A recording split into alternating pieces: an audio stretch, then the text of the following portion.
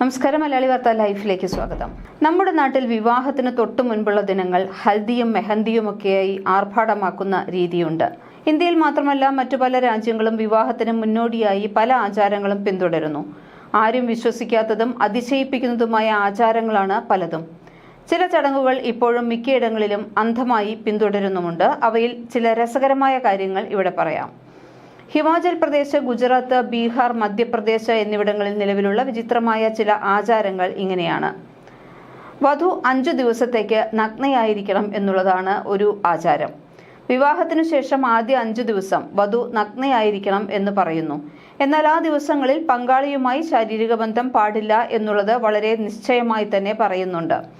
ഇങ്ങനെ ഒരു ആചാരം ഇപ്പോഴും നിലനിൽക്കുന്നുണ്ട്. പണ്ടുണ്ടായിരുന്ന ഒരു ആചാരമല്ല ഇത്. ഇപ്പോഴും പോലെ തന്നെ ഇത് ഇപ്പോഴും നിലവിൽ നിൽക്കുന്നുണ്ട്. ഇപ്പോഴും സ്ത്രീകൾ വിവാഹം കഴിഞ്ഞാൽ ആദ്യ 5 ദിവസം വസ്ത്രം ധരിക്കാൻ പാടില്ല.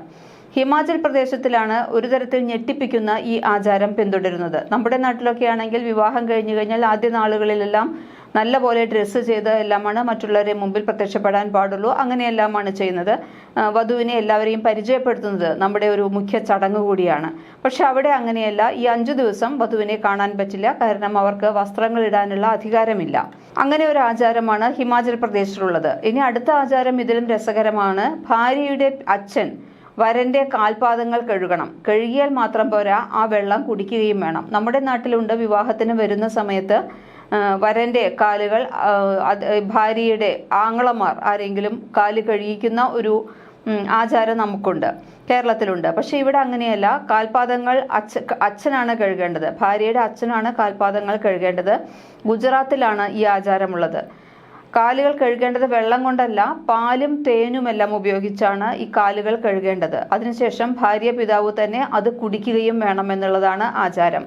ഈ ആചാരത്തിന് ഒരു പേരുണ്ട്. മധുപർക്ക എന്നാണ് ഈ ആചാരത്തിന്റെ പേര്. കാരണം കുടിക്കുന്നത് തേനും അതുപോലെ തന്നെ പാലുമെല്ലാം ചേർത്ത വെള്ളമാണ്. ഇത് കാൽ കഴുകിയിട്ട് ആ വെള്ളം കുടിക്കണം എന്നുള്ളതാണ് ആചാരത്തിന്റെ ഭാഗമായിട്ട് പറയുന്നത്.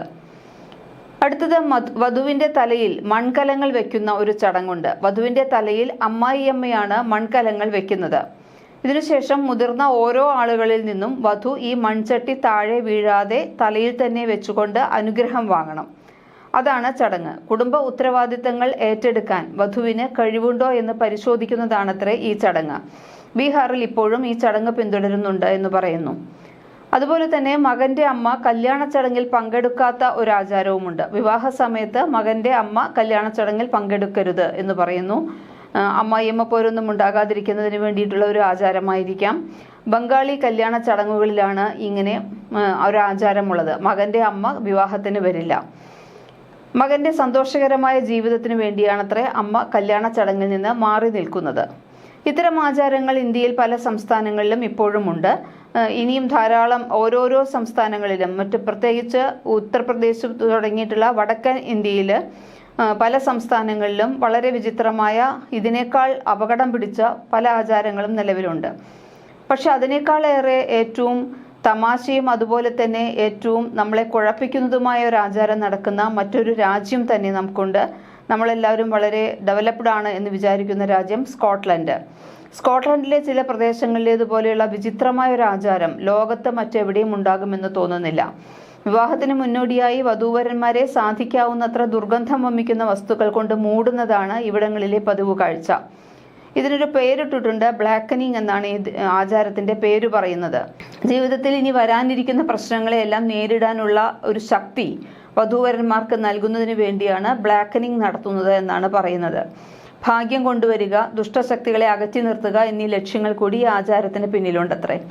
സ്കോട്ട്ലൻഡിലെ ഓർക്കനി ദ്വീപുകൾ, ഫൈഫ്, അബർഡീൻഷിയർ തുടങ്ങി രാജ്യങ്ങൾ, ആഗംസ് തുടങ്ങിയിട്ടുള്ള കുറേ പ്രദേശങ്ങളുണ്ട്. ഇവിടെയെല്ലാം ഈ ബ്ലാക്കനിങ് ആചാരമായിട്ട് കൊണ്ടു നടക്കുന്നു എന്നാണ് പറയുന്നത്. ഇപ്പോൾ ആചാരങ്ങളിൽ കുറേയൊക്കെ മാറ്റങ്ങൾ വന്നിട്ടുണ്ട് എങ്കിലും ഇന്നാട്ടുകാർ അവരുടെ പരമ്പരാഗത രീതിയിൽ വിവാഹം ആഘോഷിക്കാൻ ഇപ്പോഴും താല്പര്യപ്പെടുന്നുണ്ട്. അതിനാൽ ഇങ്ങനെ പരമ്പരാഗതമായിട്ട് ആഘോഷിക്കുന്നവർക്ക് ഇടയിൽ ഇപ്പോഴും ബ്ലാക്കനിങ് നടക്കുന്നുണ്ട് എന്നാണ് പറയുന്നത്.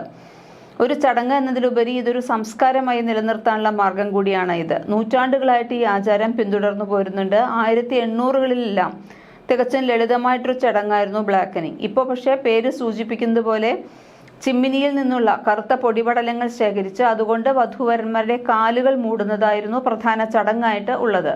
പിന്നീട് ഈ കരി കഴുകിക്കളയും. അതോടുകൂടി ദൗർഭാഗ്യങ്ങളെല്ലാം ജീവിതത്തിൽ നിന്നും ഒഴിഞ്ഞുപോയി എന്ന് വിശ്വസിക്കും. ഇപ്പോൾ കാലം മാറി വന്നതിനനുസരിച്ച് ആചാരങ്ങളിൽ പലതരത്തിലും പരിഷ്കരിക്കപ്പെട്ടു. ഇതൊരു തമാശ രൂപേണ ഉള്ള ഒരു സംഭവമായിട്ട്, വലിയൊരു ഇവൻ്റായിട്ട് മാറാൻ തുടങ്ങി. വലിയ രീതിയിലൊരു ചടങ്ങായിട്ട് മാറാൻ തുടങ്ങി. വീട്ടിനുള്ളിൽ വെച്ച് നടത്തിയിരുന്ന ഈ ചടങ്ങുകൾ ഇപ്പോൾ അതിഥികളെല്ലാം ഉൾക്കൊള്ളിച്ച് പാർട്ടി പോലെ നടത്തുന്ന രീതിയുണ്ട്. ആഘോഷത്തിന്റെ കൊഴുപ്പ് കൂട്ടാൻ മോശമായ പല സാധനങ്ങളും ഉപയോഗിച്ച് വധൂവരന്മാരെ മൂടുന്നത് ഇപ്പോൾ ഒരു രസകരമായ അന്തരീക്ഷം സൃഷ്ടിക്കുന്നതിന് വേണ്ടി വിശ്വാസത്തിനപ്പുറം രസകരമായ ഒരു അന്തരീക്ഷം സൃഷ്ടിക്കുകയാണ് ഇപ്പോൾ ചെയ്യുന്നത്. ഇതിന് ആളുകളുടെ സൗകര്യം അനുസരിച്ച് വിവാഹത്തിന് ദിവസങ്ങൾക്ക് മുമ്പോ അല്ലെങ്കിൽ ആഴ്ചകൾക്ക് മുമ്പോ ആണ് ഈ ബ്ലാക്കനിങ് ചടങ്ങ് നടത്താറുള്ളത്. നമ്മുടെ നാടുകളിൽ നമ്മുടെ വീടുകളിലെല്ലാം കല്യാണത്തിന് തലേ ദിവസമോ അല്ലെങ്കിൽ തലേ ദിവസമോ ഒരു ചടങ്ങ് നടത്താറുള്ളത് പോലെ തന്നെ, അല്ലെങ്കിൽ ഒരു കുറച്ച് ദിവസം മുമ്പായിട്ട് നമുക്കിവിടെ ഇങ്ങനെ പലതരത്തിലുള്ള ഇങ്ങനെ വധൂവരന്മാർക്ക് മധുരം കൊടുക്കൽ എന്നുള്ള ചടങ്ങുകളെല്ലാം നടക്കാറുണ്ട്. ഇവിടെ അതിൻ്റെ മറ്റൊരു രൂപമാണ്. പക്ഷേ മധുരം കൊടുക്കൽ എന്നുള്ള രീതിയിൽ നല്ല രീതിയിലുള്ള ഒരു സംഭവമല്ല. അതുപോലെ തന്നെ മഞ്ഞൾ കല്യാണം എന്ന രീതിയിൽ നടക്കുന്ന സംഭവങ്ങളൊന്നുമല്ല. മഞ്ഞളൊന്നുമല്ല ഈ ദേഹത്ത് പുരട്ടുക. ഏറ്റവും ദുർഗന്ധം വമിക്കുന്ന വസ്തുക്കൾ എന്തെല്ലാമാണോ അതെല്ലാമാണ് വധുവിൻ്റെയോ അല്ലെങ്കിൽ വരൻ്റെയോ ആരാണ് നടത്തുന്നതെങ്കിൽ അവിടെ നടത്തുന്നത്. ഇതിനായി ആദ്യം ചെയ്യുന്നത് ഈ വധുവിനെയോ അല്ലെങ്കിൽ വരനെയോ തട്ടിക്കൊണ്ടുപോവുകയാണ്. എന്നിട്ട് ചെറിയ ഉന്തുവണ്ടിയിലോ ട്രെയിലറിലോ ട്രക്കിൻ്റെ പിൻഭാഗത്തോ ഒക്കെ ഇവരെ കെട്ടിയിടും.